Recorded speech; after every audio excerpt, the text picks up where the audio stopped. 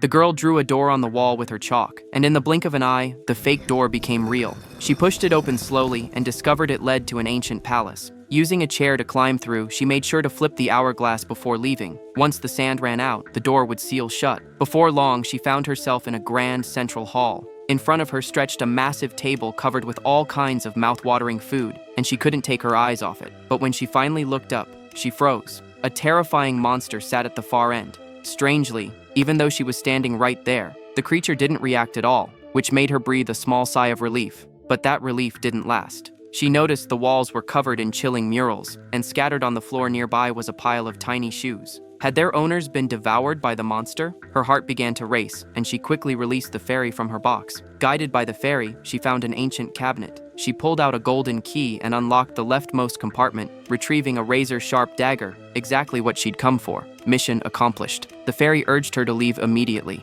Seeing the monster still sitting motionless, she let her guard down. As she passed the banquet table, the food tempted her once again. The grapes glistened so beautifully that she forgot the servant's warning. She plucked one and popped it into her mouth, completely unaware that behind her, the monster's hands had begun to move. It placed its eyeballs into its palms and raised them high, and instantly spotted the girl stealing food. Enraged, it lunged at her. The fairy tried to intervene but was snatched up and swallowed whole. Finally, the girl turned around and saw the awakened beast. She bolted for the door with everything she had, but that brief delay had cost her. The hourglass had run out. She watched helplessly as the exit sealed shut right in front of her. No matter how hard she pushed, it wouldn't budge. In desperation, she grabbed her chalk to draw another door, but the chalk snapped in her hand. The next second, the monster was right behind her. With nowhere left to run, she climbed onto the back of a chair and frantically sketched a small door on the ceiling above her.